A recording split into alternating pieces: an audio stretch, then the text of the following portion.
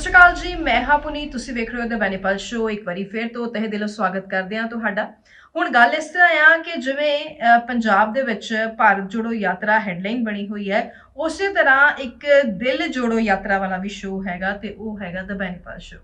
ਇਸ ਸ਼ੋ ਦੇ ਵਿੱਚ ਸਿਰਫ ਖਬਰਾਂ ਨਹੀਂ ਦੱਸੀਆਂ ਜਾਂਦੀਆਂ। ਇਸ ਸ਼ੋ ਦੇ ਵਿੱਚ ਜਿਹੜੇ ਦਿਲ ਨੇ, ਸਾਫ਼ ਦਿਲ ਵਾਲੇ ਲੋਕ ਨੇ, ਉਹ ਇਸ ਪ੍ਰੋਗਰਾਮ ਨੂੰ ਦੇਖਦੇ ਵੀ ਨੇ, ਸਮਝਦੇ ਵੀ ਨੇ ਤੇ ਨਾਲੋਂ ਨਾਲ ਸ਼ਿਕਾਇਤਾਂ ਵੀ ਕਰਦੇ ਨੇ, ਪਿਆਰ ਵੀ ਕਰਦੇ ਨੇ ਤੇ ਸਤਿਕਾਰ ਵੀ ਦਿੰਦੇ ਨੇ। ਸੋ ਇਹ ਇੱਕ ਰਿਸ਼ਤਾ ਬਣ ਜਾਂਦਾ ਹੈ, ਕਿਉਂਕਿ ਭਾਰਤ ਜੋੜੋ ਯਾਤਰਾ ਤਾਂ ਖਤਮ ਹੋ ਜਾਏਗੀ ਪਰ ਦਿਲ ਜੋੜੋ ਯਾਤਰਾ ਜਿਹੜੀ ਹੈ ਉਹ ਖਤਮ ਨਹੀਂ ਹੋਣ ਵਾਲੀ ਹੈਗੀ। ਸੋ ਖਬਰਾਂ ਦਾ ਸਿਲਸਿਲਾ ਇਸ ਸ਼ੋਅ ਦੇ ਵਿੱਚ ਚੱਲਦਾ ਰਹਿੰਦਾ। ਹੁਣ ਦਿਨ ਬਹੁਤ ਥੋੜੇ ਰਹਿ ਗਏ ਨੇ ਜੀ। ਜੇ ਮੈਂ ਕਹਾਂ ਮੇਰੇ ਦਿਨ ਬੜੇ ਥੋੜੇ ਰਹਿ ਗਏ ਨੇ, ਹੁਣ ਮੇਰੇ ਦਿਨ ਥੋੜੇ ਰਹਿ ਗਏ ਦਾ ਮਤਲਬ ਤੇ ਕੋਈ ਕੁਝ ਵੀ ਘਟ ਸਕਦਾ ਹੈਗਾ। ਬਾਕੀ ਰੱਬ ਸਭ ਨੂੰ ਲੰਬੀਆਂ ਉਮਰਾਂ ਦੇ। ਪਰ ਗੱਲ ਇਸ ਤਰ੍ਹਾਂ ਆ ਕਿ ਜਦੋਂ ਹੁਣ ਬੈਨੀਪਾਲ ਸਾਹਿਬ ਵਾਪਸ ਆ ਜਾਣਗੇ, ਉਂਗਲਾਂ ਤੇ ਗਿਣ ਸਕਦੇ ਹੋ, ਥੋੜੇ ਜਿਹੇ ਦਿਨ ਰਹਿ ਗਏ ਆ, ਤੇ ਫਿਰ ਸ਼ੋਅ ਨੇ ਆਪਣੀ ਰਫ਼ਤਾਰ ਇੱਕ ਵਾਰੀ ਫਿਰ ਤੋਂ ਉਸੇ ਤਰ੍ਹਾਂ ਫੜ ਲੈਣੀ ਆ। ਪੂਰਾ ਸਟੂਡੀਓ ਸੈਟਅਪ ਹੋਏਗਾ, ਜਿਸ ਤਰ੍ਹਾਂ ਨਾਲ ਤੁਹਾਨੂੰ ਆਦਤਾਂ ਪਾਈਆਂ ਹੋਈਆਂ ਨੇ ਉਸ ਤਰ੍ਹਾਂ ਦੇ ਨਾਲ ਤੁਹਾਨੂੰ ਸੋਹਣੀ ਤਰ੍ਹਾਂ ਦੇ ਨਾਲ ਇਹ ਸ਼ੋਅ ਪਰੋਸਿਆ ਜਾਏਗਾ। ਅਜੇ ਵੀ ਕੋਸ਼ਿਸ਼ ਮੇਰੀ ਇਹੀ ਰਹਿੰਦੀ ਆ ਕਿ ਕਿਸੇ ਵੀ ਤਰ੍ਹਾਂ ਦੀ ਕੋਈ ਕਮੀ ਪੇਸ਼ੀ ਨਾ ਰਹਿਣ ਦਿੱਤੀ ਜਾਏ, ਪਰ ਫਿਰ ਵੀ ਇੱਕ ਪੂਰਾ ਪ੍ਰੋਪਰ ਸੈਟਅਪ ਹੋਣਾ ਤੇ ਕਿੱਥੇ ਮੈਂ ਇਦਾਂ ਆਪਣੀ ਘਰ ਦੀ ਲਾਇਬ੍ਰੇਰੀ 'ਚ ਬਹਿ ਕੇ ਸ਼ੋਅ ਕਰਨਾ, ਫਰਕ ਤਾਂ ਹੁੰਦਾ ਹੈ। ਪਰ ਹਾਂ, ਖਬਰਾਂ ਵਿੱਚ ਕਿਸੇ ਤਰ੍ਹਾਂ ਦਾ ਕੋਈ ਫਰਕ ਨਹੀਂ ਹੈਗਾ। ਅੰਦਾਜ਼ ਦੇ ਵਿੱਚ ਫਰਕ ਹੁੰਦਾ ਹੈ, ਪਰ ਲਿਹਾਜ਼ ਦੇ ਵਿੱਚ, ਸੈਂਸ ਦੇ ਵਿੱਚ ਕਿਸੇ ਤਰ੍ਹਾਂ ਦਾ ਕੋਈ ਫਰਕ ਨਹੀਂ ਹੈ। ਕੋਸ਼ਿਸ਼ ਕੀਤੀ ਹੈ ਕਿ ਬਾਦਸਤੂਰ ਆਪਣੀ ਡਿਊਟੀ ਨਿਭਾਈ ਜਾਏ। ਕੋਸ਼ਿਸ਼ ਕੀਤੀ ਹੈ ਕਿ ਹਰ ਤਰ੍ਹਾਂ ਦੇ ਨਾਲ ਤੁਹਾਨੂੰ ਇਹ ਸ਼ੋਅ ਜਿਹੜਾ ਹੈ ਇਹ ਕਿਸੇ ਵੀ ਤਰੀਕੇ ਦੀ ਇਸ 'ਚ ਕਮੀ ਨਾ ਹੋਏ। ਜਦੋਂ ਇਹ ਸ਼ੋਅ ਦੇਖ ਲਓ ਤੇ ਇਹਦਾ ਮਤਲਬ ਇਹ ਹੋਵੇ ਕਿ ਤੁਸੀਂ ਅੱਜ ਦੇ ਦਿਨ ਦੇ ਵਿੱਚ ਸਾਰੀਆਂ ਹਾਈਲਾਈਟ ਸਮਝ ਲਈਆਂ, ਪੂਰਾ ਪੰਜਾਬ ਜਿਹੜਾ ਹੈ ਉਹ ਸਮਝ ਲਿਆ। ਤੁਹਾਨੂੰ ਕੋਈ ਹੋਰ ਸ਼ੋਅ ਦੇਖਣ ਦੀ ਲੋੜ ਹੀ ਨਾ ਪਏ ਜਦੋਂ ਤੁਸੀਂ ਇਹ ਸ਼ੋਅ ਦੇਖ ਲਿਆ। ਤੇ ਇੱਕ ਖਾਸ ਗੱਲ ਜਿਹੜੀ ਬੈਨੀਪਾਲ ਸਾਹਿਬ ਨੇ ਇੱਕ ਇਸ ਸ਼ੋਅ 'ਚ ਰੱਖੀ ਹੋਈ ਹੈ ਉਹ ਇਹ ਆ ਕਿ ਸਿਰਫ ਖਬਰਾਂ ਦੱਸਣਾ ਤੇ ਚਲੇ ਜਾਣਾ ਇਹ ਸਿਰਫ ਕਾਫੀ ਨਹੀਂ ਹੈ। ਖਬਰਾਂ ਦੱਸਣਾ, ਫਿਰ ਉਸ ਤੋਂ ਬਾਅਦ ਉਸ ਤੇ ਗੱਲ ਕਰਨਾ, ਉਸ ਤੋਂ ਬਾਅਦ ਉਸ ਤੇ ਐਨਾਲਿਸਿਸ ਕਰਨਾ, ਸਹੀ ਗਲਤ ਦਰਸ਼ਕਾਂ ਦੇ ਬੇਟੇ ਪਾਉਣਾ ਵੀ ਤੁਸੀਂ ਕੀ ਸੋਚਦੇ ਹੋ, ਫਿਰ ਉਹਨਾਂ ਦਾ ਕਮੈਂਟਸ ਦੇ ਵਿੱਚ ਕਹਿਣਾ, ਫਿਰ ਸਾਡਾ ਕਮੈਂਟਸ ਪੜ੍ਹਨਾ। ਇਹ ਸਾਰਾ ਦਾ ਸਾਰਾ ਇੱਕ ਅਜਿਹਾ ਸਰਕਲ ਬਣਿਆ ਹੋਇਆ ਹੈ ਜਿਸ ਨੂੰ ਕਿ ਛੱਡਣਾ ਬਹੁਤ ਔਖਾ ਹੈ। ਮੇਰੇ ਵਾਸਤੇ ਵੀ ਬੜਾ ਔਖਾ ਹੋਏਗਾ, ਮੈਂ ਵੀ ਤੁਹਾਨੂੰ ਬਹੁਤ ਮਿਸ ਕਰੂੰਗੀ, ਪਰ ਇਹ ਸ਼ੋਅ ਜਿਹੜਾ ਹੈ ਉਹ ਚੱਲਦਾ ਰਹੇਗਾ। The show must go on and the show will go on. So ਅੱਜ ਦੀਆਂ ਖਬਰਾਂ ਜਿਹੜੀਆਂ ਨੇ ਕੀ ਕਹਿੰਦੀਆਂ ਹੈਗੀਆਂ, ਸਿਆਸਤ ਵੀ ਹੈ, ਕ੍ਰਾਈਮ ਵੀ ਹੈ ਤੇ ਬਹੁਤ ਸਾਰੀਆਂ ਚੀਜ਼ਾਂ ਹੋਰ ਵੀ ਹੈਗੀਆਂ ਨੇ। ਬੜਾ ਹੀ ਜਿਹਨੂੰ ਕਹਿੰਦੇ ਆ ਨਾ ਕਿ ਭਿੰਨ ਭਿੰਨ ਤਰ੍ਹਾਂ ਦੀਆਂ ਖਬਰਾਂ ਅੱਜ ਤੁਹਾਡੇ ਵਾਸਤੇ ਲੈ ਕੇ ਆਈ ਹੈਗੀਆਂ। ਤੇ ਸਭ ਤੋਂ ਪਹਿਲੀ ਖਬਰ ਆ ਅੰਮ੍ਰਿਤਪਾਲ ਸਿੰਘ ਨਾਲ ਤਾਲੁਕ ਰੱਖਦੀ ਹੋਈ। ਅੰਮ੍ਰਿਤਪਾਲ ਸਿੰਘ ਭੇਜਦਾ ਆ ਆਪਣੇ 5 ਸਿੰਘ ਬਾਬਾ ਬੰਦਾ ਬਹਾਦਰ ਕਾਲਜ। ਜਦੋਂ ਬਾਬਾ ਬੰਦਾ ਸਿੰਘ ਬਹਾਦਰ ਕਾਲਜ ਆਪਣੇ 5 ਸਿੰਘ ਭੇਜਦਾ ਆ ਤੇ ਉਹਨਾਂ 5 ਸਿੰਘਾਂ ਨੂੰ ਕਾਲਜ ਦੇ ਅੰਦਰ ਐਂਟਰ ਨਹੀਂ ਕੀਤਾ ਜਾਣ ਦਿੱਤਾ। ਐਂਟਰ ਕਰਨ ਹੀ ਨਹੀਂ ਦਿੰਦੇ। ਬਾਹਰ ਪੁਲਿਸ ਫੋਰਸ ਜਿਹੜੀ ਆ ਤੈਨਾਤ ਹੈਗੀ ਆ। ਉਹਨਾਂ 5 ਸਿੰਘਾਂ ਨੂੰ, ਅੰਮ੍ਰਿਤਪਾਲ ਸਿੰਘ ਦੇ ਸਿੰਘਾਂ ਨੂੰ ਅੰਦਰ ਨਹੀਂ ਜਾਣ ਦਿੱਤਾ ਜਾਂਦਾ। ਸੋ ਤੁਹਾਨੂੰ ਇਹ ਦੱਸ ਦਈਏ ਕਿ ਇਹ SGPC ਦੇ ਅਧੀਨ ਹੀ ਹੈਗਾ ਜਿਹੜਾ ਇਹ ਕਾਲਜ ਹੈਗਾ। ਸੋ ਨਾਂ ਜਿਹੜਾ ਹੈ ਪਵਿੱਤਰ ਨਾਂ ਹੈ, ਬਾਬਾ ਬੰਦਾ ਸਿੰਘ ਬਹਾਦਰ ਦੇ ਨਾਂ ਤੇ ਕਾਲਜ ਹੈ। ਉਸ ਵਕਤ ਤੋਂ ਟੌੜਾ ਸਾਹਿਬ ਵਾਲੇ ਟਾਈਮ ਤੋਂ ਜਿਹੜੀਆਂ ਨੇ ਉਹ ਗ੍ਰਾਂਟਾਂ ਆਉਂਦੀਆਂ ਨੇ। ਸੋ ਅਜਿਹੇ ਵਿੱਚ ਇਹ ਕਾਲਜ ਜਿਹੜਾ ਹੈਗਾ, ਤੁਹਾਨੂੰ ਪਤਾ ਹੀ ਹੈ ਕਿ ਜਿਵੇਂ SGPC ਜਿਹੜਾ ਰਾਖਵਾਂ ਰੱਖਦੀ ਹੈਗੀ ਆ ਸਿੱਖਾਂ ਵਾਸਤੇ ਕਾਲਜਸ ਦੇ ਵਿੱਚ। ਸੋ ਅਜਿਹੇ ਵਿੱਚ ਕੀ ਮਾਮਲਾ ਸੀ, ਕੀ ਹੋ ਗਿਆ ਤੇ ਹੁਣ ਅੰਮ੍ਰਿਤਪਾਲ ਸਿੰਘ ਦੇ ਸਿੱਖਾਂ ਨੂੰ ਕਿਉਂ ਅੰਦਰ ਐਂਟਰ ਨਹੀਂ ਕਰਨ ਦਿੱਤਾ ਜਾ ਰਿਹਾ, ਇਸ ਤੇ ਅਸੀਂ ਗੱਲਬਾਤ ਜ਼ਰੂਰ ਕਰਾਂਗੇ। ਸੋ ਦੂਸਰੀ ਗੱਲ ਜਿਹੜੀ ਆ ਉਹ ਸਿਆਸਤ ਨਾਲ ਲਿੰਕ ਰੱਖਦੀ ਹੋਈ ਹੈ ਤੇ ਸਿਆਸਤ ਇਹ ਕਹਿੰਦੀ ਆ ਕਿ ਨਵਜੋਤ ਸਿੰਘ ਸਿੱਧੂ ਬਹੁਤ ਛੇਤੀ ਬਾਹਰ ਆਉਣ ਵਾਲੇ ਨੇ ਤੇ ਨਵਜੋਤ ਸਿੰਘ ਸਿੱਧੂ ਹੁਣ ਜਦੋਂ ਬਾਹਰ ਆਉਣਗੇ ਤਾਂ ਫਿਰ ਹੋਏਗਾ ਕੀ।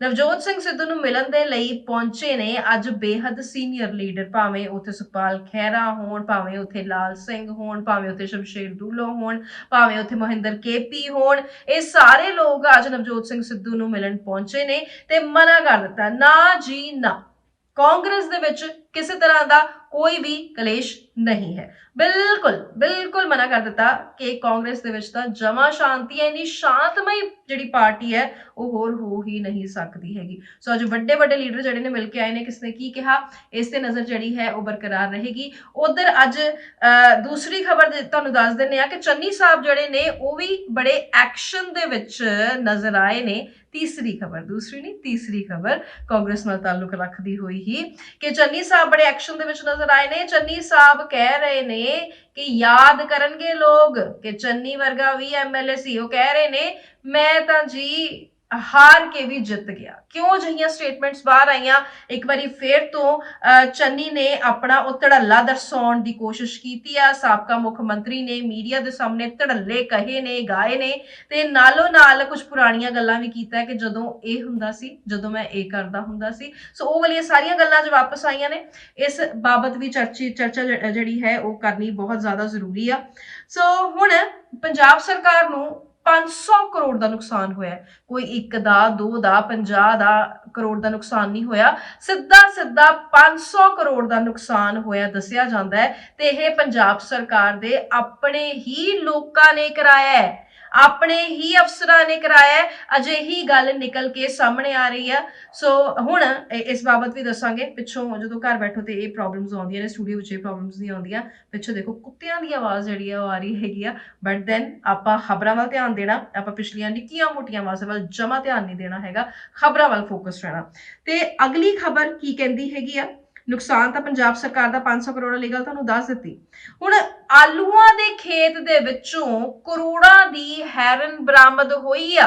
ਕਿਸ ਤਰ੍ਹਾਂ ਦੇ ਨਾਲ ਇਹ ਸਾਰਾ ਕੁਝ ਕੀਤਾ ਗਿਆ, ਕਿਸ ਤਰ੍ਹਾਂ ਦੇ ਨਾਲ ਧਰਪਕੜ ਕੀਤੀ ਗਈ, ਕਿਸ ਤਰ੍ਹਾਂ ਦੇ ਨਾਲ ਸਕਸੈਸ ਮਿਲੀ ਤੇ ਪਾਕਿਸਤਾਨੀ ਕੋਸ਼ਿਸ਼ਾਂ ਨੂੰ ਨਾਕਾਮਯਾਬ ਕੀਤਾ ਗਿਆ, ਇਸ ਤੇ ਨਜ਼ਰ ਜ਼ਰੂਰ ਪਾਵਾਂਗੇ। ਤੇ ਜਿਹੜੀ ਆਖਰੀ ਖਬਰ ਦਾ ਰੁਖ ਕਰਾਂਗੇ ਉਹ ਇਹ ਖਬਰ ਹੋਏਗੀ ਕਿ ਹਥਿਆਰਬੰਦ ਬਦਮਾਸ਼ਾਂ ਨੇ ਤਾਬੜਤੋੜ ਫਾਇਰਿੰਗ ਕੀਤੀ ਜੇ।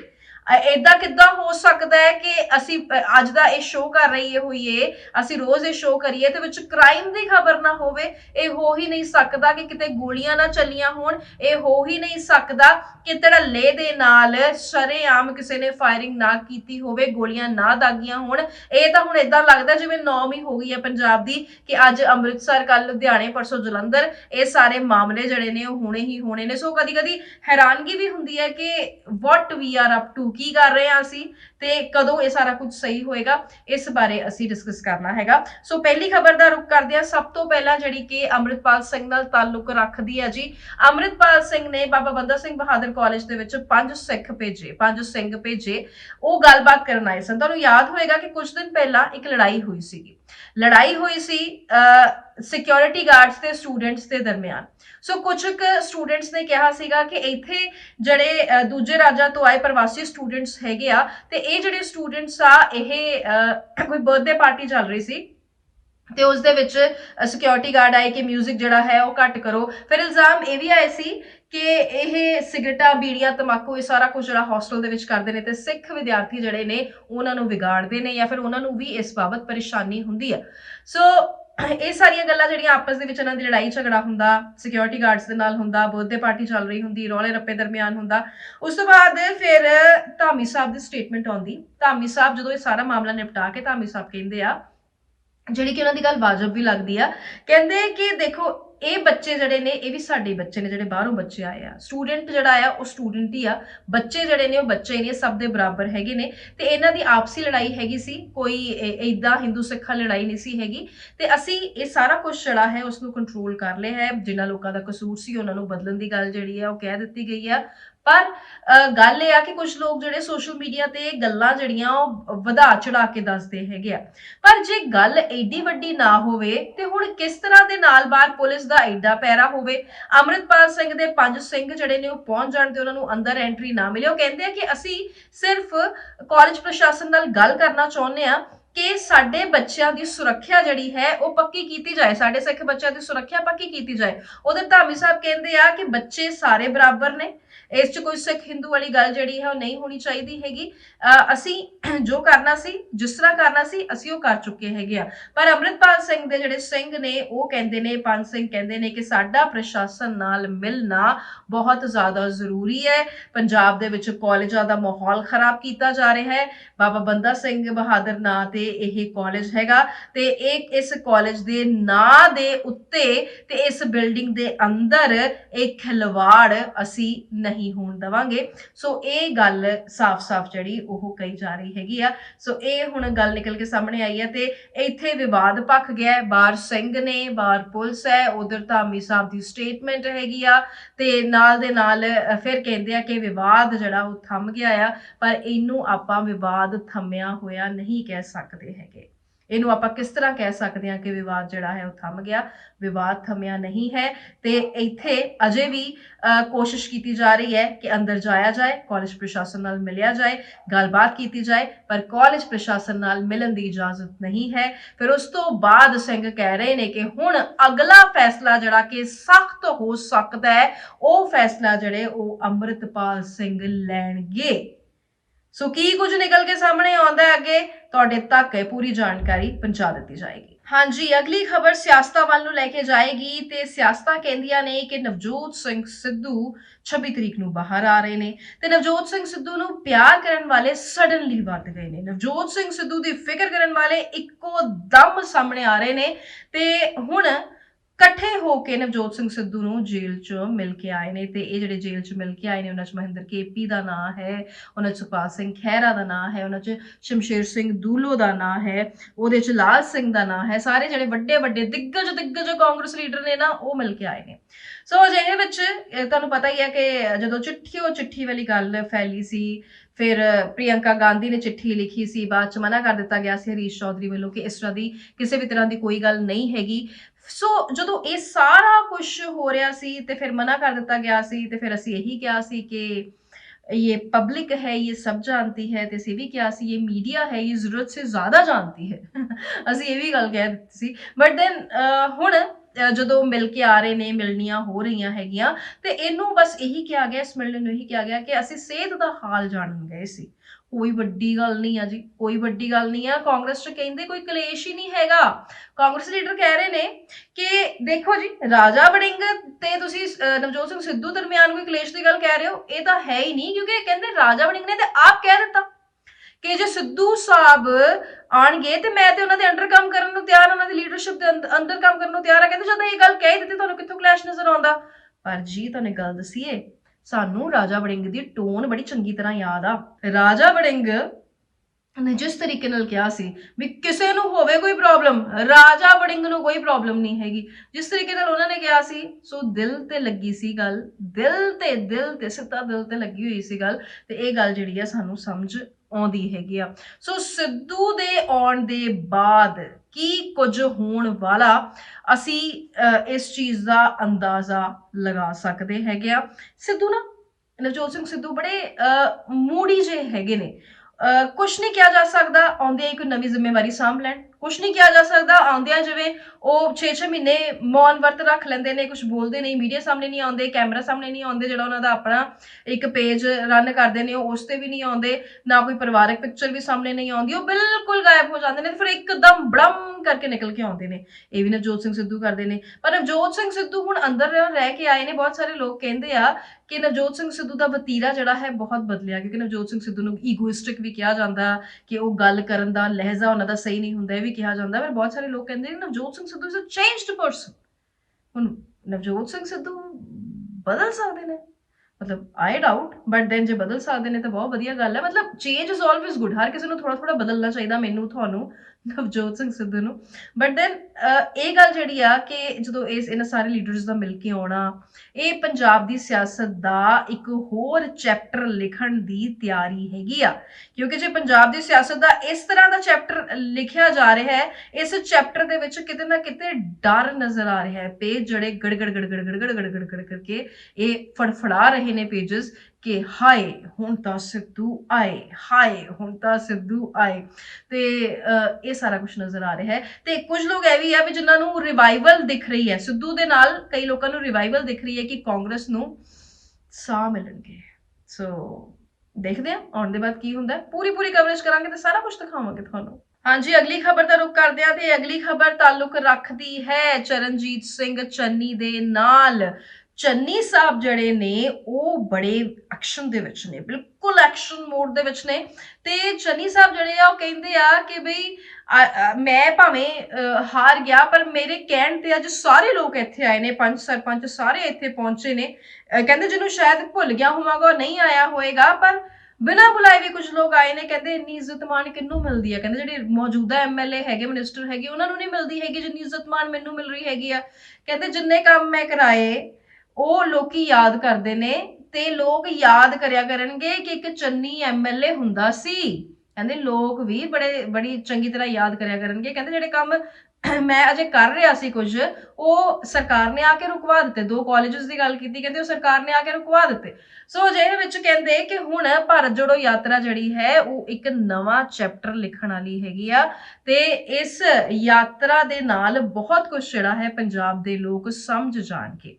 ਸੋ ਇੱਥੇ ਚਰਨਜੀਤ ਸਿੰਘ ਚੰਨੀ ਜਿਹੜੇ ਨੇ ਉਹ ਇੱਕ ਮੋੜ ਦੇ ਵਿੱਚ ਨਜ਼ਰ ਆਏ। ਇਦਾਂ ਲੱਗ ਰਿਹਾ ਸੀ ਜਿਵੇਂ ਉਹਨਾਂ ਦੇ ਅੰਦਰ ਕਿਸੇ ਨੇ ਨਾ ਕੋਈ ਜਾਨ ਫੂਕ ਦਿੱਤੀ ਹੁੰਦੀ ਹੈ। ਇਦਾਂ ਲੱਗ ਰਿਹਾ ਸੀਗਾ ਕਿ ਜਿਵੇਂ ਵਾਕਈ ਉਹਨਾਂ ਨੂੰ ਲੱਗ ਰਿਹਾ ਹੈ ਕਿ ਹੁਣ ਚੀਜ਼ਾਂ ਜਿਹੜੀਆਂ ਉਹ ਬਿਹਤਰ ਹੋ ਸਕਦੀਆਂ ਹੈਗੀਆਂ। ਰਾਹੁਲ ਗਾਂਧੀ ਦੀਆਂ ਤਾਰੀਫਾਂ ਕੀਤੀਆਂ ਉਹਨਾਂ ਨੇ, ਰਾਹੁਲ ਗਾਂਧੀ ਦੀ ਤਾਰੀਫਾਂ ਦੇ ਉਹਨਾਂ ਨੇ ਪੁੱਲ ਬੰਨੇ। ਫਿਰ ਉਸ ਤੋਂ ਬਾਅਦ ਉਹਨਾਂ ਨੇ ਗੱਲ ਕਹੀ ਕਿ ਜੀ ਆਪਾਂ ਤੇ ਮਤਲਬ ਨਾਲ ਹੋ ਕੇ ਚੱਲ ਰਹੇ ਹੈਗੇ ਆ। ਭਾਰਤ ਜੋੜੋ ਯਾਤਰਾ ਦੀ ਪੂਰੀ ਡਿਟੇਲ ਦਿੱਤੀ ਉਹਨਾਂ, ਤੇ ਨਾਲ ਦੇ ਨਾਲ ਇਹ ਵੀ ਕਿਹਾ ਕਿ ਮੈਨੂੰ ਝੂਠੇ ਕੇਸਾਂ ਦੇ ਵਿੱਚ ਭਾਵੇਂ ਜਿੰਨਾ ਮਰਜ਼ੀ ਫਸਾ ਲੈਣ, ਪਰ ਇਹ ਚੰਨੀ ਆ ਦੇਸੀ ਬੰਦਾ ਹੈਗਾ। ਇਹ ਅਕਸਰ ਆਪਣੇ ਇੰਟਰਵਿਊਜ਼ 'ਚ ਕਹਿੰਦੇ ਆ ਨਾ ਵੀ ਦੇਸੀ ਬੰਦਾ ਦਾਲ ਰੋਟੀ ਖਾਂਦਾ, ਨਾ ਸ਼ਰਾਬ ਪੀਂਦਾ, ਨਾ ਨੌਨ ਵੈਜ ਖਾਂਦਾ। ਅਸੀਂ ਤਾਂ ਦੇਸੀ ਤਰੀਕੇ ਨਾਲ ਚੱਲਦੇ ਹੈਗੇ ਆ ਤੇ ਆਪਾਂ ਇਸੇ ਤਰ੍ਹਾਂ ਹੀ ਚੱਲਾਂਗੇ। ਉਹੀ ਅੰਦਾਜ਼ ਰਿਹਾ, ਉਹੀ ਉਸ ਵਕਤ ਵਾਲਾ ਜਿਹੜਾ ਕਿ ਜਦੋਂ ਸੀਐਮ ਹੁੰਦਾ ਸੀ, ਅੱਜ ਉਹੀ ਅੰਦਾਜ਼ ਰਿਹਾ। ਅੱਜ ਪੁਰਾਣੇ ਦਿਨ ਜਿਹੜੇ ਨੇ ਉਹ ਯਾਦ ਆਏ, ਦਾਦੇ ਪੜਦਾਦਿਆਂ ਨੂੰ ਅੱਜ ਯਾਦ ਕੀਤਾ ਜਿਨ੍ਹਾਂ ਨੇ ਕਹਿੰਦੇ ਵੀ ਸੜਕਾਂ ਲਈ ਗ੍ਰਾਂਟਾਂ ਦਿੱਤੀਆਂ ਸਨ। 17,000 ਰੁਪਏ ਤੇ ਉਸ ਵਕਤ ਤੇ ਸੜਕਾਂ ਪੱਕੀਆਂ ਕਰਾ ਦਿੱਤੀਆਂ ਸਨ, ਸਾਰੀਆਂ ਦੀਆਂ ਸਾਰੀਆਂ। ਕਹਿੰਦੇ ਲੋਕ ਅੱਜ ਵੀ ਜਿਹੜੇ ਨੇ ਉਹ ਯਾਦ ਕਰਦੇ ਨੇ, ਤੇ ਇਸੇ ਤਰ੍ਹਾਂ ਕਹਿੰਦੇ ਮੈਨੂੰ ਵੀ ਯਾਦ ਕੀਤਾ ਜਾਏਗਾ ਕਿ ਕਦੀ ਚੰਨੀ ਹੁੰਦਾ ਸੀ ਤੇ ਬੜੇ ਕੰਮ ਕਰਾ ਕੇ ਗਿਆ ਸੀ। ਕਹਿੰਦੇ ਅਸੀਂ ਲੋਕਾਂ ਦੇ ਨਾਲ ਹੈਗੇ ਆ ਤੇ ਲੋਕਾਂ ਦੇ ਨਾਲ ਹੀ ਚੱਲਾਂਗੇ, ਤੇ ਭਾਰਤ ਜੋੜੋ ਯਾਤਰਾ ਨੂੰ ਲੈ ਕੇ ਬੇਹੱਦ ਐਕਸਾਈਟਡ ਨਜ਼ਰ ਆ ਰਹੇ ਨੇ। ਅਗਲੀ ਗੱਲ ਕਰਾਂਗੇ ਜੀ ਪੰਜਾਬ ਸਰਕਾਰ ਨੂੰ ਹੋਏ ਨੁਕਸਾਨ ਦੀ। ਦੱਸਿਆ ਜਾ ਰਿਹਾ ਹੈ ਕਿ ਪੰਜਾਬ ਸਰਕਾਰ ਨੂੰ 500 ਕਰੋੜ ਦਾ ਨੁਕਸਾਨ ਹੋਇਆ ਹੈ, ਤੇ ਨੁਕਸਾਨ ਜਿਹੜਾ ਕਰਾਇਆ ਹੈ ਇਹ ਕਿਸੇ ਹੋਰ ਨੇ ਨਹੀਂ ਕਰਾਇਆ, ਇਹ ਆਪਣੇ ਹੀ ਚਹੇਤਿਆਂ ਨੇ ਕਰਾਇਆ ਹੈ। ਕੌਡੀਆਂ ਦੇ ਭਾਅ ਨਾਲ ਅਤੇ ਜਿਹੜੀਆਂ ਜ਼ਮੀਨਾਂ ਨੇ ਉਹ ਸੈਲ ਆਊਟ ਕੀਤੀਆਂ ਨੇ, ਵੇਚੀਆਂ ਨੇ, ਤੇ ਖੁਦ ਇਸ ਦੇ ਲਾਹੇ ਖੱਟੇ ਨੇ। ਤੇ ਇਹ ਜਿਹੜੇ ਵੱਡੇ ਅਫਸਰ ਹੈਗੇ ਨੇ, ਵੱਡੇ ਅਫਸਰ ਜਿਨ੍ਹਾਂ ਦੀਆਂ ਵੈਸੇ ਹੀ ਤਨਖਾਹਾਂ ਬਹੁਤ ਸਾਰੀਆਂ ਨੇ, ਜਿਹੜੇ ਕਿ ਮਿਹਨਤ ਨਾਲ ਸ਼ਾਇਦ ਪੜ੍ਹ ਲਿਖ ਕੇ ਇਸ ਮੁਕਾਮ ਤੱਕ ਪਹੁੰਚੇ ਹੋਣਗੇ ਜਾਂ ਫਿਰ ਕਿਸੇ ਹੋਰ ਤਰੀਕੇ ਨਾਲ ਵੀ ਪਹੁੰਚੇ ਹੋਣਗੇ, ਅੱਜ ਉਹਨਾਂ ਦੀ ਅਸਲੀਅਤ ਜਿਹੜੀ ਹੈ ਉਹ ਬਾਹਰ ਆ ਰਹੀ ਹੈ। ਤੇ ਪਰ ਹੁਣ ਇਹ ਰਡਾਰ ਦੇ ਉੱਤੇ ਆ ਗਏ ਨੇ। ਅਜਿਹੇ ਕੁਝ ਇਲਜ਼ਾਮ ਸਾਹਮਣੇ ਆਏ ਨੇ ਜਿਨ੍ਹਾਂ ਤੋਂ ਕਿ ਨਿਕਲਣਾ ਇਹਨਾਂ ਵਾਸਤੇ ਬਹੁਤ ਜ਼ਿਆਦਾ ਔਖਾ ਹੈਗਾ। ਸੋ ਪੰਜਾਬ ਵਿਜੀਲੈਂਸ ਬਿਊਰੋ ਨੇ ਜਿਹੜੇ ਪੰਜਾਬ ਦੇ ਇੰਡਸਟਰੀਅਲ ਪਲਾਟ ਦੀ ਅਲਾਟਮੈਂਟ ਤੇ ਖਰੀਦੋ ਫਰੋਖਤ ਮਾਮਲੇ ਵਿੱਚ ਗ੍ਰਿਫਤਾਰ 7 IAS ਤੇ PCS ਅਧਿਕਾਰੀਆਂ ਨੂੰ ਮੋਹਾਲੀ ਕੋਰਟ ਦੇ ਵਿੱਚ ਅੱਜ ਪੇਸ਼ ਕੀਤਾ ਹੈ ਜੀ। ਤੇ ਵਿਜੀਲੈਂਸ ਟੀਮ ਨੇ ਆਰੋਪੀਆਂ ਨੂੰ ਪੁੱਛਤਾਛ ਦੇ ਲਈ ਕੋਰਟ ਤੋਂ ਉਹਨਾਂ ਦੇ ਰਿਮਾਂਡ ਦੀ ਮੰਗ ਕੀਤੀ, ਤੇ ਕੋਰਟ ਨੇ ਕੇਸ ਦੇ ਦਸਤਾਵੇਜ਼ ਤੇ ਜਾਂਚ ਟੀਮ ਵੱਲੋਂ ਰਿਮਾਂਡ ਦੀ ਲੋੜ ਜਤਾਉਣ ਤੇ ਸਾਰੇ 7 ਆਰੋਪੀਆਂ ਨੂੰ 9 ਜਨਵਰੀ ਤੱਕ, ਤੁਹਾਨੂੰ ਦੱਸ ਦਈਏ ਕਿ ਰਿਮਾਂਡ ਜਿਹੜਾ ਹੈ ਉਹ ਦੇ ਦਿੱਤਾ ਹੈ। 9 ਜਨਵਰੀ ਤੱਕ ਰਿਮਾਂਡ ਦੇ ਦਿੱਤਾ ਹੈ। ਹੁਣ ਜਿਹਨਾਂ ਨੇ ਪੰਜਾਬ ਸਰਕਾਰ ਨੂੰ ਚੂਨਾ ਲਗਾਇਆ ਹੈ ਉਹ ਉਸ ਬਾਬਤ ਇਹਨਾਂ ਤੋਂ ਸਵਾਲਾਤ ਕੀਤੇ ਜਾਣਗੇ। ਜਦ ਮੰਤਰੀ ਸੰਤਰੀ ਨਹੀਂ ਬਚੇ ਤਾਂ ਤੁਸੀਂ ਕਿਵੇਂ ਬਚੋਗੇ? ਇਹਨਾਂ ਅਧਿਕਾਰੀਆਂ ਤੇ ਮਿਲੀ ਭੁਗਤ ਨਾਲ ਪੰਜਾਬ ਸਰਕਾਰ ਨੂੰ ਕਰੀਬ 500 ਕਰੋੜ ਤੋਂ ਵੱਧ ਦਾ ਚੂਨਾ ਲਾਉਣ ਦੇ ਇਲਜ਼ਾਮ ਨੇ। ਆਰੋਪੀਆਂ ਵਿੱਚ ਜਿਹੜੇ ਨਾਂ ਹੈਗੇ ਆ ਆਸ਼ਿਮਾ ਅਗਰਵਾਲ, JS ਭਾਟੀਆ, ਬਹੁਤ ਸਾਰੇ ਨਾਮ ਜਿਹੜੇ ਹੈਗੇ ਨੇ ਉਹ ਹੈਗੇ ਨੇ। ਸੋ ਇਹੀ ਤੁਹਾਨੂੰ ਦੱਸ ਰਹੀ ਸੀ ਕਿ ਚਹੇਤਿਆਂ ਨੂੰ ਜਿਹੜੇ ਪਲਾਟ ਨੇ ਉਹ ਕੌਡੀਆਂ ਦੇ ਭਾਅ ਦਿੱਤੇ, ਕੌਡੀਆਂ ਦੇ ਭਾਅ ਅਲਾਟ ਕੀਤੇ। ਅਧਿਕਾਰੀਆਂ ਤੇ ਮਿਲੀ ਭੁਗਤ ਨਾਲ ਇੱਕ ਰੀਅਲਟਰ ਫਰਮ ਨੂੰ ਇੱਕ ਲਾਭ ਪਹੁੰਚਾਉਣ ਦੇ ਲਈ ਇੰਡਸਟਰੀਅਲ ਪਲਾਟਸ ਨੂੰ ਮਾਰਕੀਟ ਵੈਲਿਊ ਦੇ ਮੁਕਾਬਲੇ ਆਪਣੇ ਚਹੇਤਿਆਂ ਨੂੰ ਕੌਡੀਆਂ ਦੇ ਭਾਅ ਅਲਾਟ ਕਰਨ ਦੇ ਬਾਅਦ ਉਹਨਾਂ ਨੂੰ ਮਹਿੰਗੇ ਭਾਅ ਤੇ ਵੇਚਣ ਸਣੇ ਸਰਕਾਰੀ ਫਾਈਲਾਂ ਨਾਲ ਛੇੜਛਾੜ ਦਾ ਇਲਜ਼ਾਮ ਹੈ, ਜਿਹੜਾ ਕਿ ਛੋਟਾ ਇਲਜ਼ਾਮ ਨਹੀਂ ਹੈਗਾ। 420 ਤੋਂ ਇਲਾਵਾ ਬਥੇਰੀਆਂ ਧਾਰਾਵਾਂ ਜਿਹੜੀਆਂ ਉਹ ਇੱਥੇ ਲੱਗ ਜਾਂਦੀਆਂ ਨੇ। ਸਰਕਾਰ ਨੂੰ ਸਿੱਧਾ ਚੂਨਾ ਲਾ ਰਹੇ ਨੇ।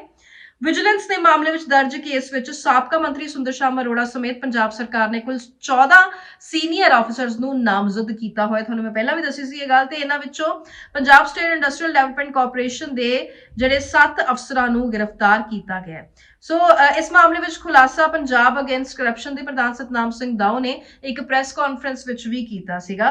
ਤੇ ਇਸ ਦੇ ਬਾਅਦ ਲਗਾਤਾਰ ਮਿਲੀਆਂ ਸ਼ਿਕਾਇਤਾਂ ਤੇ ਵਿਜੀਲੈਂਸ ਨੇ ਇਹ ਕਾਰਵਾਈ ਕੀਤੀ ਹੈ, ਪਰ ਕਾਂਗਰਸ ਦੇ ਕਾਰਜਕਾਲ ਵਿੱਚ ਇਸ ਮਾਮਲੇ ਤੇ ਕਾਰਵਾਈ ਨਹੀਂ ਕੀਤੇ ਜਾਣ ਦੀ ਗੱਲ ਸਾਹਮਣੇ ਆਈ ਹੈ। ਸੋ ਦੂਜੀ ਸਰਕਾਰ ਆਈ ਹੈ, ਇਹ ਸਰਕਾਰ ਤੇ ਜ਼ਾਹਰ ਤੌਰ ਤੇ ਕੁਝ ਕੁਐਸਚਨ ਮਾਰਕਸ ਜਿਹੜੇ ਨੇ ਉੱਠਣਗੇ, ਤੇ ਜਦੋਂ ਇਹ ਕੁਐਸਚਨ ਮਾਰਕਸ ਉੱਠ ਰਹੇ ਨੇ ਤਾਂ ਇਹ ਗੱਲ ਨਿਕਲ ਕੇ ਸਾਹਮਣੇ ਆਉਂਦੀ ਹੈਗੀ ਆ ਕਿ ਇੱਥੋਂ ਬਚਣਾ ਹੁਣ ਬਹੁਤ ਜ਼ਿਆਦਾ ਔਖਾ ਆ। ਇਲਜ਼ਾਮ ਨੇ ਕਿ ਉਸ ਵਕਤ ਦੇ ਪ੍ਰਬੰਧ ਨਿਦੇਸ਼ਕ ਨੀਲਿਮਾ ਸਣੇ ਸਾਬਕਾ ਮੰਤਰੀ ਸੁੰਦਰ ਸ਼ਾਮ ਅਰੋੜਾ ਨੇ ਮਿਲੀ ਭਗਤ ਨਾਲ ਗੁਲਮੋਹਰ ਟਾਊਨਸ਼ਿਪ ਕੰਪਨੀ ਦੇ ਮਾਲਕਾਂ ਨਿਦੇਸ਼ਕਾਂ ਜਿਹੜੇ ਹੈਗੇ ਨੇ ਉਹਨਾਂ ਨੂੰ ਫਾਇਦਾ ਪਹੁੰਚਾਇਆ ਤੇ ਹੁਣ ਕਿਹੜੀਆਂ 13 1 13 2 ਆਈਪੀਸੀ ਧਾਰਾ 409 420 465 467 468 471 120 ਬੀ ਦੇ ਤਹਿਤ ਮੋਹਾਲੀ ਦੇ ਵਿਜੀਲੈਂਸ ਥਾਣੇ ਵਿੱਚ ਕੇਸਿਸ ਦਰਜ ਕੀਤੇ ਗਏ ਨੇ। ਸੋ ਧਾਰਾਵਾਂ ਦੇਖ ਲੋ, ਧਾਰਾਵਾਂ ਕਿੰਨੀਆਂ ਹੋ ਗਈਆਂ। ਮੈਨੂੰ ਵੀ ਇੰਨਾ ਵਕਤ ਹੋ ਗਿਆ, ਕਈ ਸਾਲ ਹੋ ਗਏ ਧਾਰਾਵਾਂ ਜਿਹੜੀਆਂ ਨੇ ਉਹ ਟਿਪਸ ਤੇ ਯਾਦ ਹੁੰਦੀਆਂ ਨੇ, ਪਰ ਜਦੋਂ ਇੰਨੀਆਂ ਧਾਰਾਵਾਂ ਹੋ ਜਾਂਦੀਆਂ ਤੇ ਸਾਰੀਆਂ ਧਾਰਾਵਾਂ ਜਿਹੜੀਆਂ ਉਹ ਯਾਦ ਨਹੀਂ ਰਹਿੰਦੀਆਂ। ਹੁਣ ਕਾਂਡ ਵੀ ਤੇ ਅਜਿਹੇ ਕੀਤੇ ਆ, ਸੋ ਇਹ ਸਾਰਾ ਕੁਝ ਤਾਂ ਫਿਰ ਛੋਟੀ ਗੱਲ ਹੈ। ਅਜੇ ਕਾਰਵਾਈਆਂ ਜਿਹੜੀਆਂ ਨੇ ਉਹ ਪੈਣੀਆਂ ਨੇ। ਜਦੋਂ 500 ਕਰੋੜ ਦੀ ਗੱਲ ਆਉਂਦੀ ਹੈ, ਜਿਹੜਾ ਰਾਜ ਦਾ 500 ਕਰੋੜ ਨਿਕਲਣਾ ਕਿੱਥੋਂ ਹੈ? ਲੋਕਾਂ ਦੀ ਜੇਬ ਚੋਂ ਜਾਣਾ ਨਾ, ਲੋਕਾਂ ਦੀ ਜੇਬ ਚੋਂ, ਸਾਡੇ ਵਰਗਿਆਂ ਦੀ ਜੇਬ ਚੋਂ ਜਾਣਾ। ਸੋ ਇਹ ਸਭ ਬਰਦਾਸ਼ਤ ਨਹੀਂ ਕੀਤਾ ਜਾਣਾ ਚਾਹੀਦਾ ਹੈਗਾ, ਬਿਲਕੁਲ ਨਹੀਂ ਕੀਤਾ ਜਾਣਾ ਚਾਹੀਦਾ। ਹੁਣ ਅਗਲੀ ਖਬਰ ਦਾ ਰੁਖ ਕਰਦੇ ਹਾਂ ਤੇ ਇਸ ਅਗਲੀ ਖਬਰ ਦੇ ਵਿੱਚ ਇਹ ਜਿਹੜੇ ਬਾਜ਼ ਨਾਣ ਵਾਲੇ ਲੋਕ ਹੈਗੇ ਨਾ, ਉਹ ਹੈਗੇ ਆ ਆਲੂ ਦੇ ਖੇਤਾਂ ਵਿੱਚੋਂ ਹੈਰਨ ਜਿਹੜੀ ਹੈ, ਨਸ਼ਾ ਜਿਹੜਾ ਹੈ ਉਹ ਬਰਾਮਦ ਹੋਇਆ ਤੇ ਹੁਣ ਮਤਲਬ ਇਹ ਕਰੋੜਾਂ ਦੀ ਹੈਰਨ ਜਿਹੜੀ ਉਹ ਮਿਲੀ ਇੱਥੋਂ ਵੀ। ਉਧਰ ਪੰਜਾਬ ਸਰਕਾਰ ਨੂੰ 500 ਕਰੋੜ ਦਾ ਚੂਨਾ ਲੱਗਿਆ ਹੈ, ਇਧਰ ਕਰੋੜਾਂ ਦੀ ਹੈਰਨ ਜਿਹੜੀ ਹੈ ਉਹ ਬਰਾਮਦ ਕੀਤੀ ਗਈ ਹੈ, ਉਹ ਵੀ ਆਲੂ ਦੇ ਖੇਤ ਚੋਂ। ਸੋ ਫਿਰੋਜ਼ਪੁਰ ਬਾਰਡਰ ਸਿਕਿਉਰਿਟੀ ਜਿਹੜੀ ਹੈਗੀ ਆ ਫੋਰਸ ਨੇ, ਯਾਨੀ BSF ਨੇ ਸਰਹੱਦ ਦੇ ਕੋਲੋਂ 8 ਕਰੋੜ ਦੀ ਹੈਰਨ ਦੀ ਖੇਪ ਬਰਾਮਦ ਕੀਤੀ ਹੈ। ਧੁੰਦ ਦਾ ਸਹਾਰਾ ਲੈ ਕੇ ਫਿਰ ਤੋਂ ਉਹੀ ਕੰਮ ਕਰਨ ਦੀ ਕੋਸ਼ਿਸ਼ ਕੀਤੀ ਜਾ ਰਹੀ ਸੀ, ਧੁੰਦ ਦਾ ਸਹਾਰਾ ਲਿਆ ਜਾ ਰਿਹਾ ਸੀ। ਪਾਕਿਸਤਾਨੀ ਤਸਕਰਾਂ ਨੇ ਇਸ ਨੂੰ ਤਾਰਾਂ ਦੇ ਪਾਰ ਖੇਤਾਂ ਦੇ ਵਿੱਚ ਲੁਕਾਇਆ ਹੋਇਆ ਸੀ। ਮਤਲਬ ਮੋਟਰਸ ਦੇਖੋ ਇਹਨਾਂ ਦੇ, ਕਿੱਥੋਂ ਕਿੱਥੋਂ ਤਰੀਕੇ ਜਿਹੜੇ ਉਹ ਲੱਭ ਲੈਂਦੇ ਆ।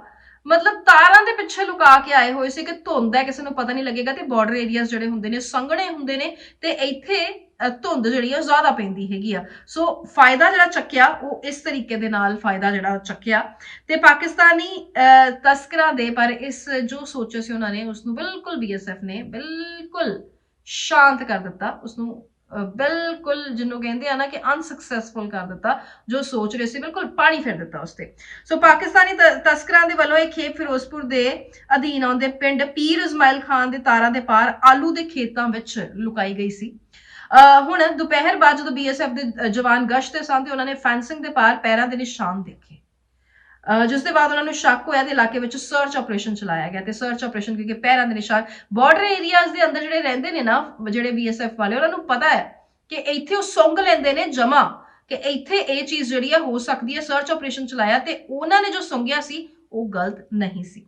BSF ਦੇ ਵੱਲੋਂ ਜ਼ਬਤ ਕੀਤੀ ਗਈ ਖੇਪ ਨੂੰ ਜਾਂਚ ਦੇ ਬਾਅਦ ਖੋਲਿਆ ਗਿਆ ਤੇ ਖੇਪ ਵਿੱਚੋਂ 1 ਕਿਲੋ ਹੈਰਨ ਜਿਹੜੀ ਹੈ ਉਹ ਬਰਾਮਦ ਹੋਈ। 1 ਕਿਲੋ ਹੈਰਨ ਬਰਾਮਦ ਹੋਈ, ਜਿਸ ਦੀ ਇੰਟਰਨੈਸ਼ਨਲ ਵੈਲਿਊ ਤਕਰੀਬਨ 8 ਕਰੋੜ ਰੁਪਏ ਜਿਹੜੀ ਹੈ ਉਹ ਆਂਕੀ ਜਾ ਰਹੀ ਹੈ। ਤੇ ਬੀਤੇ ਸਾਲ ਦੀ ਗੱਲ ਕਰੀ ਤੇ BSF ਜਵਾਨਾਂ ਨੇ ਪੰਜਾਬ ਸਰਹੱਦ ਤੋਂ ਹੈਰਨ ਦੀ ਤਸਕਰੀ ਨੂੰ ਰੋਕਦਿਆਂ ਹੋਇਆਂ ਬਥੇਰੇ ਮਤਲਬ 316.988 ਕਿਲੋ ਹੈਰਨ ਨੂੰ ਜ਼ਬਤ ਕੀਤਾ ਸੀ। ਸੋ ਲਗਾਤਾਰ BSF ਨੂੰ ਸਫਲਤਾ ਮਿਲਦੀ ਹੈ, ਪਰ BSF ਇੱਧਰ ਸਫਲਤਾ ਪਾਉਂਦੀ ਰਹਿੰਦੀ ਹੈ ਤੇ ਉਧਰ ਇਹ ਖੇਪਾਂ ਜਿਹੜੀਆਂ ਨੇ ਪਹੁੰਚਾਉਣ ਦਾ ਸਿਲਸਿਲਾ ਉਹ ਵੀ ਜਾਰੀ ਰਹਿੰਦਾ ਹੈਗਾ, ਉਹ ਵੀ ਜਾਰੀ ਰਹਿੰਦਾ ਨਾ। BSF ਵਾਲੇ ਹਾਰਦੇ ਨੇ, ਪਰ ਮਾੜੀ ਗੱਲ ਇਹ ਹੈ ਕਿ ਉਹ ਪਾਕਿਸਤਾਨ ਵਾਲੇ ਵੀ ਉਹ ਵੀ ਹਾਰ ਕੇ ਰਾਜ਼ੀ ਹੈ ਨਹੀਂ। ਸੋ ਅਜਿਹਾ ਕੁਝ ਜਿਹੜਾ ਹੈ ਉਹ ਹੁੰਦਾ ਰਹਿੰਦਾ। ਰੋਜ਼ ਲਗਾਤਾਰ ਮਾਮਲੇ ਸਾਹਮਣੇ ਆ ਰਹੇ ਨੇ ਜਦੋਂ ਛੋਟੀ ਉਮਰ ਦੇ ਲੋਕਾਂ ਵੱਲੋਂ ਫਾਇਰਿੰਗ ਕੀਤੀ ਜਾਂਦੀ ਹੈ ਤੇ ਛੋਟੀ ਉਮਰ ਦੇ ਲੋਕਾਂ ਤੇ ਹੀ ਫਾਇਰਿੰਗ ਕੀਤੀ ਜਾਂਦੀ ਹੈ। ਨੌਜਵਾਨ ਆਪਸ ਚ ਭਿੜਦੇ ਨੇ, ਕਦੀ ਗੈਂਗਸਟਰ ਹੁੰਦੇ ਨੇ, ਕਦੀ ਬਦਮਾਸ਼ ਹੁੰਦੇ ਨੇ, ਵੱਖ-ਵੱਖ ਤਰ੍ਹਾਂ ਦੇ ਲੋਕ ਸਾਹਮਣੇ ਆਉਂਦੇ ਨੇ, ਪਰ ਫਾਇਰਿੰਗ ਜਿਹੜੀ ਹੈ ਉਹ ਕੀਤੀ ਜਾਂਦੀ ਹੈ ਤੇ ਫਾਇਰਿੰਗ ਡੇਲੀ ਦਾ ਕੰਮ ਹੋ ਗਿਆ, ਰੋਜ਼ ਦਾ ਕੰਮ ਹੋ ਗਿਆ। ਰੋਜ਼ ਤੁਹਾਨੂੰ ਖਬਰਾਂ ਦਿੰਦੇ ਆ, ਕੋਸ਼ਿਸ਼ ਕਰਦੇ ਆ ਕਿ ਅਜਿਹੀਆਂ ਖਬਰਾਂ ਜਿਹੜੀਆਂ ਨੇ ਉਹ ਨਾ ਹੀ ਹੋਣ, ਪਰ ਇਹ ਖਬਰਾਂ ਹੁੰਦੀਆਂ ਨੇ। ਹੁਣ ਅਸੀਂ ਇੱਥੇ ਹੈਲਪਲੈਸ ਹੋ ਜਾਂਦੇ ਆ, ਖਬਰ ਸਾਨੂੰ ਦੇਣੀ ਪੈਂਦੀ ਹੈਗੀ ਆ। ਤੇ ਜਿਹੜੇ ਦੂਰ ਲੋਕ ਬੈਠੇ ਹੋਏ ਨੇ, ਜਿਹੜੇ ਕੈਨੇਡਾ ਤੋਂ ਇਹ ਪ੍ਰੋਗਰਾਮ ਦੇਖਦੇ ਨੇ, ਅਮਰੀਕਾ ਤੋਂ ਇਹ ਪ੍ਰੋਗਰਾਮ ਦੇਖਦੇ ਨੇ, ਆਸਟ੍ਰੇਲੀਆ ਤੋਂ ਇਹ ਪ੍ਰੋਗਰਾਮ ਦੇਖਦੇ ਨੇ, ਦੁਨੀਆ ਭਰ ਤੋਂ ਇਹ ਪ੍ਰੋਗਰਾਮ ਦੇਖਦੇ ਨੇ, ਪਾਕਿਸਤਾਨ ਤੋਂ ਇਹ ਪ੍ਰੋਗਰਾਮ ਦੇਖਦੇ ਨੇ, ਉਹਨਾਂ ਨੂੰ ਇਹ ਲੱਗਦਾ ਹੈਗਾ ਕਿ ਇੱਥੇ ਰੋਜ਼ ਹੀ ਗੋਲੀਆਂ ਚੱਲਦੀਆਂ, ਮਤਲਬ ਰੋਜ਼ ਦਾ ਹੀ ਕੰਮ ਹੋ ਗਿਆ। ਵੀ ਜਦੋਂ ਤੋਂ ਮੈਂ ਇਹ ਸ਼ੋਅ ਕਰਨਾ ਸ਼ੁਰੂ ਕੀਤਾ, ਮੈਨੂੰ ਨਹੀਂ ਲੱਗਦਾ ਕਿ ਇੱਕ ਵੀ ਦਿਨ ਅਜਿਹਾ ਲੱਗਿਆ ਹੋਵੇ ਕਿ ਮੈਂ ਤੁਹਾਨੂੰ ਨਾ ਕਿਹਾ ਹੋਵੇ ਕਿ ਇਸ ਵਾਰੀ ਇੱਥੇ ਗੋਲੀਆਂ ਚੱਲੀਆਂ। ਤੇ ਅੱਜ ਦੀ ਜਿਹੜੀ ਖਬਰ ਹੈ ਉਹ ਕੀ ਕਹਿੰਦੀ ਹੈ ਤੁਹਾਨੂੰ ਦੱਸ ਦਿੰਨੀ ਆ। ਜਲੰਧਰ ਤੋਂ ਇਹ ਖਬਰ ਹੈਗੀ ਆ, ਤਾਬੜਤੋੜ ਗੋਲੀਆਂ ਚੱਲੀਆਂ, ਨੌਜਵਾਨ ਦੇ ਉੱਤੇ ਫਾਇਰਿੰਗ ਕੀਤੀ ਜੀ। ਜਲੰਧਰ ਦੇ ਆਦਮਪੁਰ ਵਿੱਚ ਹਥਿਆਰਬੰਦ ਬਦਮਾਸ਼ਾਂ ਨੇ ਪਿੰਡ ਹਰੀਪੁਰ ਵਿੱਚ ਇੱਕ ਨੌਜਵਾਨ ਤੇ ਤਾਬੜਤੋੜ ਫਾਇਰਿੰਗ ਕਰ ਦਿੱਤੀ। ਯੁਵਕ ਜਿਹੜਾ ਸੀਗਾ, ਨੌਜਵਾਨ ਜਿਹੜਾ ਸੀਗਾ, ਉਸਦੇ ਪੈਰ ਤੇ ਗੋਲੀਆਂ ਲੱਗੀਆਂ ਨੇ ਤੇ ਨਿੱਜੀ ਹਸਪਤਾਲ ਦੇ ਵਿੱਚ ਭਰਤੀ ਕਰਵਾਇਆ ਗਿਆ। ਤੇ ਪਿੰਡ ਵਾਲੇ ਇਹ ਵੀ ਕਹਿੰਦੇ ਨੇ ਕਿ ਹਮਲਾਵਰ ਜਿਹੜਾ ਹੈ ਉਹ ਸਵੇਰੇ 5 ਵਜੇ ਪਹੁੰਚ ਗਏ ਸੀ। ਮਤਲਬ ਕੰਮ ਦੀ ਡੈਡੀਕੇਸ਼ਨ ਦੇਖੋ, ਇੰਨੀ ਧੁੰਦ ਦੇ ਵਿੱਚ, ਇੰਨੀ ਠੰਡ ਦੇ ਵਿੱਚ ਸਵੇਰੇ 5 ਵਜੇ ਆ ਗਏ, ਕਿਉਂਕਿ ਇਸ ਕੰਮ ਨੂੰ ਅੰਜਾਮ ਦੇਣਾ ਹੈਗਾ। ਹੀ ਦਿਮਾਗ ਤੇ ਹੀ ਰਿਸੋਰਸਸ ਤੇ ਹੀ ਮਿਹਨਤਾਂ ਕਿਤੇ ਚੱਜ ਦੇ ਕੰਮ ਨੂੰ ਲਾ ਲੀਆਂ ਹੁੰਦੀਆਂ ਤੇ ਕਿੱਥੇ ਹੋਣਾ ਸੀ ਕੰਮ। ਹੁਣ ਹਰੀਪੁਰ ਪਿੰਡ ਦੇ ਰਹਿਣ ਵਾਲੇ ਤਰਨਵੀਰ ਸਿੰਘ ਤੇ ਹੈਪੀ ਤੇ ਜਿਹੜੇ ਇਹ ਅਣਜਾਣ ਹਮਲਾਵਰਾਂ ਨੇ ਫਾਇਰਿੰਗ ਕੀਤੀ ਹੈ। ਹੈਪੀ ਸਵੇਰੇ 5 ਵਜੇ ਜਿਵੇਂ ਹੀ ਘਰੋਂ ਨਿਕਲਿਆ ਤੇ ਉਸ ਤੇ 4 ਹਥਿਆਰਬੰਦ ਬਦਮਾਸ਼ਾਂ ਨੇ ਹਮਲਾ ਬੋਲ ਦਿੱਤਾ। ਇਸ ਗੋਲੀਬਾਰੀ ਵਿੱਚ ਕੁਝ ਗੋਲੀਆਂ ਹੈਪੀ ਦੇ ਪੈਰ ਤੇ ਲੱਗੀਆਂ ਨੇ। ਚੀਕ ਚਿਹਾੜੇ ਦੀ ਆਵਾਜ਼ਾਂ ਸੁਣ ਕੇ ਗੁਆਂਢ ਦੇ ਲੋਕ ਇੱਕਦਮ ਆ ਗਏ ਤੇ ਲੋਕਾਂ ਨੂੰ ਆਉਂਦਿਆਂ ਦੇਖ ਇਹ ਜਿਹੜੇ ਬਦਮਾਸ਼ ਸੀਗੇ ਫਰਾਰ ਹੋ ਗਏ। ਹੁਣ ਪਰਿਵਾਰ ਦੇ ਲੋਕਾਂ ਨੇ ਹੈਪੀ ਨੂੰ ਤੁਰੰਤ ਉਸੇ ਵਕਤ ਹਸਪਤਾਲ ਲੈ ਕੇ ਗਏ ਤੇ ਫਿਲਹਾਲ ਹਾਲਤ ਸਥਿਰ ਹੈ। ਹੈਪੀ ਤੇ ਗੋਲੀਆਂ ਕਿਸੇ ਪੁਰਾਣੀ ਰੰਜਿਸ਼ ਦੀ ਵਜ੍ਹਾ ਨਾਲ ਚੱਲੀਆਂ ਨਹੀਂ ਜਾਂ ਕਿਸੇ ਹੋਰ ਕਾਰਨ ਇਹ ਸਾਫ਼ ਨਹੀਂ ਹੋ ਪਾਇਆ। ਪਰਿਵਾਰ ਵਾਲੇ ਕਹਿੰਦੇ ਵੀ ਸਾਨੂੰ ਨਹੀਂ ਪਤਾ। ਪੁਲਿਸ ਸੀਸੀਟੀਵੀ ਖੰਗਾਲ ਰਹੀ ਹੈਗੀ ਆ, ਹਮਲਾਵਰਾਂ ਨੂੰ ਪਛਾਣਨ ਦੀ ਕੋਸ਼ਿਸ਼ ਕਰ ਰਹੀ ਹੈ। ਲੱਤ ਤੇ 3 ਗੋਲੀਆਂ ਲੱਗੀਆਂ ਨੇ। ਦੱਸਿਆ ਗਿਆ ਹੈ ਕਿ ਸਵੇਰੇ 5 ਵਜੇ ਤਰਨਵੀਰ ਸਿੰਘ ਉਰਫ ਹੈਪੀ ਜਿਹੜਾ ਹੈ ਆਪਣੀ ਡੇਅਰੀ ਤੇ ਦੁੱਧ ਕੱਢਣ ਦੇ ਲਈ ਆਇਆ ਸੀ। ਇਸ ਦੌਰਾਨ 4 ਹਮਲਾਵਰ ਜੋ ਪਹਿਲਾਂ ਹੀ ਉਸ ਦੀ ਤਾਕ ਲਾ ਕੇ ਬੈਠੇ ਹੋਏ ਸਨ, ਉਹਨਾਂ ਨੇ ਫਾਇਰਿੰਗ ਕਰ ਦਿੱਤੀ ਤੇ ਪੈਰ ਦੇ ਵਿੱਚ 3 ਗੋਲੀਆਂ ਲੱਗੀਆਂ ਨੇ। ਸੋ ਇਸ ਤਰ੍ਹਾਂ ਦੇ ਹੋਰ ਵੀ 3-4 ਮਾਮਲੇ ਅੱਜ ਹੋਏ ਨੇ। ਮੈਂ ਇੱਕ ਮਾਮਲਾ ਫੋਕਸ ਕਰਕੇ ਦੱਸ ਰਹੀ ਹਾਂ ਕਿਉਂਕਿ ਇੰਨਾ ਵਕਤ ਨਹੀਂ ਹੁੰਦਾ ਕਿ ਸਾਰੇ ਮਾਮਲੇ ਦੱਸੇ ਜਾ ਸਕਣ, ਪਰ ਤੁਹਾਨੂੰ ਇਹ ਜ਼ਰੂਰ ਦੱਸ ਰਹੀ ਹਾਂ ਕਿ ਇਹ ਜਿਹੜਾ ਮਾਮਲਾ ਹੈ ਇਹ ਕੋਈ ਇਕਲੌਤਾ ਮਾਮਲਾ ਨਹੀਂ ਹੈਗਾ ਜਿਹੜਾ ਪੰਜਾਬ ਦੇ ਵਿੱਚ ਹੋਇਆ। ਸੋ ਕੁਝ ਐਕਸੀਡੈਂਟਸ ਵੀ ਹੋਏ ਨੇ, ਬੜੇ ਭਿਆਨਕ ਐਕਸੀਡੈਂਟਸ ਹੋਏ ਨੇ। ਮੁੰਡੇ ਪਰਤ ਰਹੇ ਸੀਗੇ ਜਨਮ ਦਿਨ ਮਨਾ ਕੇ, ਉਹਨਾਂ ਦੀ ਗੱਡੀ ਜਿਹੜੀ ਹੈ ਉਸਦਾ ਵੀ ਐਕਸੀਡੈਂਟ ਹੋਇਆ।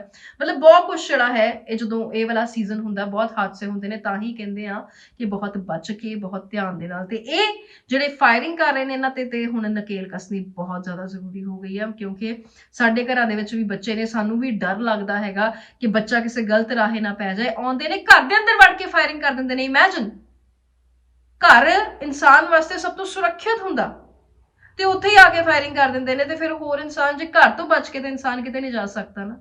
ਹੁਣ ਇਸ ਤੇ ਦੇਖਣਾ ਬਹੁਤ ਜ਼ਿਆਦਾ ਜ਼ਰੂਰੀ ਹੈਗਾ। ਅੱਜ ਪੰਜਾਬ ਕੈਬਨਿਟ ਦੀ ਮੀਟਿੰਗ ਵੀ ਹੋਈ, ਕੁਝ ਅਹਿਮ ਫੈਸਲੇ ਵੀ ਲਏ ਗਏ, ਨੌਕਰੀਆਂ ਜਿਹੜੀਆਂ ਉਹ ਵੀ ਪ੍ਰਦਾਨ ਕੀਤੀਆਂ ਗਈਆਂ, ਸਕ੍ਰੈਪ ਨੂੰ ਲੈ ਕੇ ਵੀ ਗੱਲਾਂ ਹੋਈਆਂ। ਸੋ ਇਹ ਸਾਰੀਆਂ ਗੱਲਾਂ ਜਿਹੜੀਆਂ ਨੇ ਤੁਸੀਂ ਜਿਹੜੀਆਂ ਮੇਨ ਇਹ ਚੀਜ਼ਾਂ ਤਾਂ ਦੇਖ ਹੀ ਲੈਂਦੇ ਹੋ, ਕੈਬਨਿਟ ਦੇ ਫੈਸਲੇ ਦੇਖ ਲੈਂਦੇ ਹੋ। ਮੈਂ ਖਬਰ ਦੇ ਅੰਦਰ ਦੀ ਖਬਰ ਤੁਹਾਡੇ ਨਾਲ ਸਾਂਝੀ ਕਰਨ ਦੀ ਕੋਸ਼ਿਸ਼ ਕਰਦੀ ਹੁੰਦੀ ਹਾਂ, ਕਿਉਂਕਿ ਬਾਕੀ ਵੀ ਸ਼ੋਜ਼ ਚੱਲਦੇ ਹੈਗੇ ਨੇ ਇਸ ਚੈਨਲ ਦੇ ਉੱਤੇ ਤੇ ਕੋਈ ਵੀ ਖਬਰ ਮਿਸ ਨਹੀਂ ਕੀਤੀ ਜਾਂਦੀ। ਕਿਸੇ ਵੀ ਰੂਪ ਦੇ ਵਿੱਚ ਮਿਲੇ ਖਬਰ, ਕਦੇ ਤੁਹਾਨੂੰ ਇੰਟਰਵਿਊਜ਼ ਦਿਖਾ ਦਿੱਤੀਆਂ ਜਾਂਦੀਆਂ ਕਿ ਤੁਸੀਂ ਦੇਖਿਆ ਹੋਣਾ ਕਿ ਇਸ ਸ਼ੋਅ ਦੇ ਵਿੱਚ ਇੰਟਰਵਿਊਜ਼ ਨਹੀਂ ਦਿਖਾਈਆਂ ਜਾਂਦੀਆਂ। ਇਸ ਸ਼ੋਅ ਦੇ ਵਿੱਚ ਤੁਹਾਨੂੰ ਬਾਅਦ 'ਚ ਜਿਹੜੀਆਂ ਬਾਈਟਸ ਹੁੰਦੀਆਂ ਉਹ ਨਹੀਂ ਸੁਣਾਈਆਂ ਨਹੀਂ ਜਾਂਦੀਆਂ ਕਿ ਚੰਨੀ ਸਾਹਿਬ ਨੇ ਕੀ ਕਿਹਾ ਤੇ ਇਹਨੇ ਕੀ ਕਿਹਾ ਤੇ ਵੜਿੰਗ ਸਾਹਿਬ ਨੇ ਕੀ ਕਿਹਾ ਤੇ ਮੋਦੀ ਸਾਹਿਬ ਨੇ ਕੀ ਕਿਹਾ, ਭਗਵੰਤ ਮਾਨ ਸਾਹਿਬ ਨੇ ਕੀ ਕਿਹਾ। ਇਹ ਸਾਰੀ ਚੀਜ਼ਾਂ ਤੁਹਾਨੂੰ ਸੁਣਾਈਆਂ ਨਹੀਂ ਜਾਂਦੀਆਂ ਹੈਗੀਆਂ, ਇਹ ਚੀਜ਼ਾਂ ਤੁਹਾਨੂੰ ਆਪ ਦੱਸੀਆਂ ਜਾਂਦੀਆਂ। ਇਹ ਇਸ ਪ੍ਰੋਗਰਾਮ ਦਾ ਪੈਟਰਨ ਹੀ ਇਹੀ ਹੈਗਾ। ਤੇ ਬਾਕੀ ਜਿਹੜੇ ਪ੍ਰੋਗਰਾਮਸ ਚੱਲਦੇ ਆ ਉਸ ਦੇ ਵਿੱਚ ਤੁਹਾਨੂੰ ਸੁਣਾਇਆ ਵੀ ਜਾਂਦਾ ਹੈ, ਹਾਂਜੀ ਇਹਨੇ ਇਹ ਕਿਹਾ, ਲਓ ਸੁਣ ਲੈਂਦੇ ਆ। ਇੱਥੇ ਸਾਡੀ ਆਪਸੀ ਗੱਲਬਾਤ ਹੁੰਦੀ ਹੈ, ਤੁਸੀਂ ਕਮੈਂਟਸ ਦੇ ਰਾਹੀਂ ਉਸ ਦਾ ਜਵਾਬ ਦਿੰਦੇ ਹੋ ਤੇ ਚੰਗਾ ਲੱਗਦਾ ਹੈ ਜਦੋਂ ਇਸ ਤਰ੍ਹਾਂ ਦੀ ਸਾਂਝ ਬਣ ਜਾਂਦੀ ਹੈਗੀ ਆ। ਚੰਗਾ ਲੱਗਦਾ ਹੈ ਜਦੋਂ ਤੁਹਾਡੇ ਨਾਲ ਅਸੀਂ ਇਸ ਤਰ੍ਹਾਂ ਦੇ ਨਾਲ ਜੁੜਦੇ ਹੈਗੇ ਕਿ ਕਿਸੇ ਹੋਰ ਚੀਜ਼ ਦੀ, ਕਿਸੇ ਹੋਰ ਐਲੀਮੈਂਟ ਦੀ ਲੋੜ ਹੀ ਨਹੀਂ ਪੈਂਦੀ। ਬਾਕੀ ਜੀ ਥੋੜੇ ਜਿਹੇ ਦਿਨ ਰਹਿ ਗਏ ਆ, ਫਿਰ ਬੈਨੀਪਾਲ ਸਾਹਿਬ ਨੇ ਵਾਪਸ ਆ ਜਾਣਾ, ਫਿਰ ਮੇਰੀ ਡਿਊਟੀ ਖਤਮ। ਫਿਰ ਮੈਂ ਇਸ ਟਾਈਮ ਤੇ ਮੈਨੂੰ ਭੁਲੇਖੇ ਪਿਆ ਕਰਨੇ, ਓਹੋ ਸ਼ੋ ਹੀ ਨਹੀਂ ਕੀਤਾ। ਫਿਰ ਮੈਨੂੰ ਯਾਦ ਆਣਾ, ਓਹੋ ਹੁਣ ਸ਼ੋ ਥੋੜੀ ਕਰਨਾ। ਹੋ ਜਾਂਦਾ ਥੋੜੇ ਦਿਨ ਆਦਤ ਪੈਣ ਲੱਗਿਆ ਲੱਗਦੇ ਆ ਤੇ ਥੋੜੇ ਦਿਨ ਆਦਤ ਜਾਣ ਲੱਗਿਆ ਵੀ ਤਾਂ ਲੱਗਦੀ ਹੈ, ਤੇ ਇਹ ਤਾਂ ਫਿਰ ਚੰਗੀ ਆਦਤ ਹੈ ਨਾ।